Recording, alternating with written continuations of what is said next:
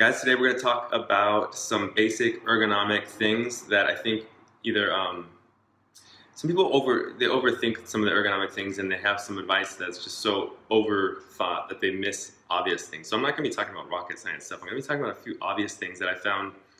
I went to some companies that did ergonomic assessments, and they had spent so much money on their chairs and desks, and they missed simple, obvious things. So what I'm going to go over is very general recommendations that I think might be able to help a lot of you.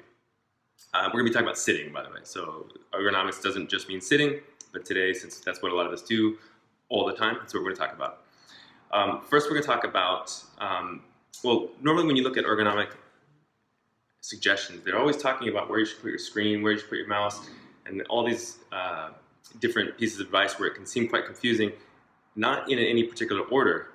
It has to be done in order. You have to think from the ground up, and that's where I've seen a lot of the mistakes, is where people were so concerned with where to put the computer that they didn't even think about what's happening below.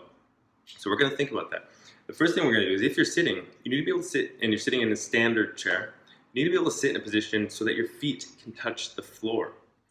I've seen, remember I said I've done some of these ergonomic exams at places before, and people that have spent so much money on proper chairs and all this, and people can't touch the floor. And if you can't touch the floor, I'm sure a lot of you sat like on a bar stool type of chair before, and you can know that if your feet are dangling, you have to engage a lot of muscles in the trunk, and that takes effort. And what happens is, if you do something like that, that takes sustained effort, your body will give up, and when it gives up, it's going to slump, or it's going to find some way to compensate, or it's going to cause pain.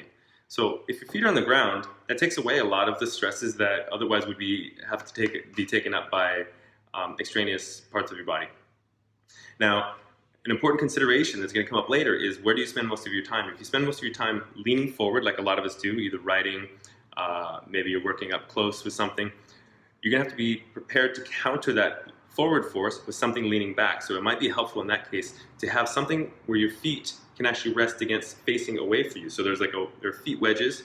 If I can remember, I'll put a little link, boom, right there, where you can get a simple foot wedge, which can also help adjust if you can't get your seat to a level where your feet are on the floor. So either flat on the floor is okay, or having a foot wedge in front of you so that you have something to push against is also okay. Having your feet dangling is not okay.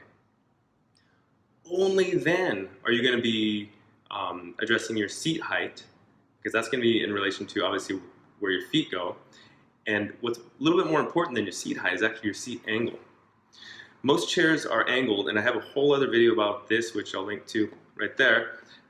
Most seats are angled either flat, level with the floor, or they're actually level so that your bottom sinks down below your knees. Now, when you look at a human body from the side, you can exaggerate, right where you're sitting right now, you can actually exaggerate this. Tilt your hips forward, so it's like you're pulling your belly button towards the front of the room where you're at, and then push it the other way, tuck it back. You'll notice that when you do that, you can roll your hips backwards or forwards. When you roll your hips forward, the tendency is for your body to stack up nice on top of that. In fact, if you really exaggerate it, it's hard not to push yourself into a position of good posture. And if you roll your hips backwards, it's actually really hard now to keep your body into an upright, good posture. So let your chair help you with that instead of hinder. Most chairs that tip you back, if you're going to be leaning back, let's say just talking to someone, that could be okay as long as your seat back is properly adjusted. But most of us, or many of us, are not necessarily leaning back. We're leaning forward because we have to work on a computer, use a mouse, write. And if that's the case, you need that chair to actually be tilted slightly forward. So that can happen either by adjusting the seat, if it is capable of that, or I often advise people to use a seat wedge, which we can put a link to that right there. And if you're out and about and you can't do that, sometimes you can, just for a temporary bit, use a couch cushion, use a towel, use your jacket, use a book. Those aren't ideal, but if you're in a situation where most chairs are bad, and if it's enough to bother you, you might find that that's preferable.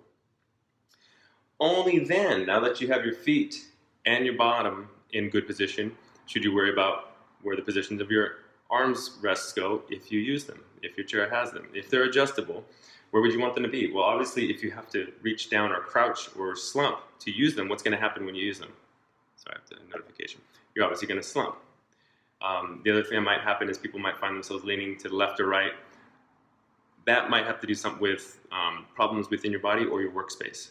By within your body, I mean that most people have alignment issues that cause their body to lean right or left.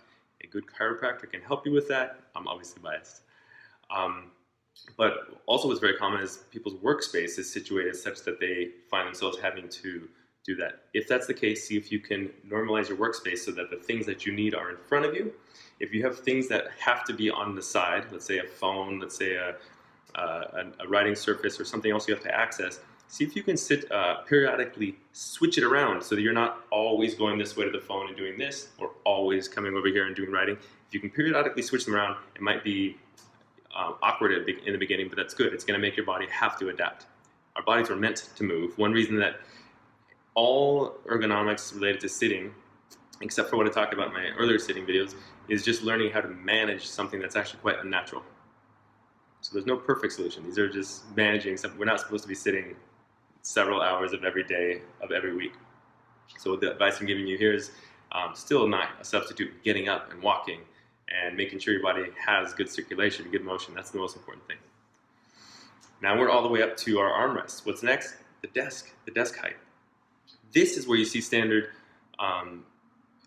ergonomic advice talking about where the desk should be at a certain number of inches from the floor, which really should depend on your height. And what I found is that those standard pieces of advice are not good for everyone. They're good for some people. If you've done all the other things, put your chair in the proper position, and your desk is too high, where you can't see what happens if I were to access that, have to shrug my shoulders, that's too high. So what you're going to do, if you can, you're going to lower your desk. Some desks, in fact, most, you can't lower them. So what do? Well, in that case, you're going to raise the chair so that you don't have to shrug your shoulders, so you can rest them comfortably and not have to bend. That's how high the desk should be. You shouldn't have to shrug your shoulders to get to it. You shouldn't have to bend or let your body slump to get to it. But what if your desk is in a fixed height? Well, then you're going to have to adapt your chair to your desk, which is backwards from what I told you earlier, and then you're going to have to put something under your feet so that your feet reach properly. So, and that's the only case if you have an immobile desk, you can't adjust the height, or can't easily adjust the height. That's the time where you would actually go the other way. And that's not ideal, but it's okay. And then next, you're going to work on your computer and your mouse, and that's really variable on everyone's particular workspace. When people come into my office, what I'll often do is have them take a picture of them in their workspace so we can go over the particulars of what they spend most of their time doing and how they do it. If you have a chiropractor that you work with who's willing to spend the time, go ahead and take a picture of you in your workspace, bring it to him, and ask for his opinion, his or her opinion, and see if they can help you with that for your particular condition or your particular circumstances. And as always, thank you for watching. Subscribe, and questions or comments, put them down below. I try to get to all of them.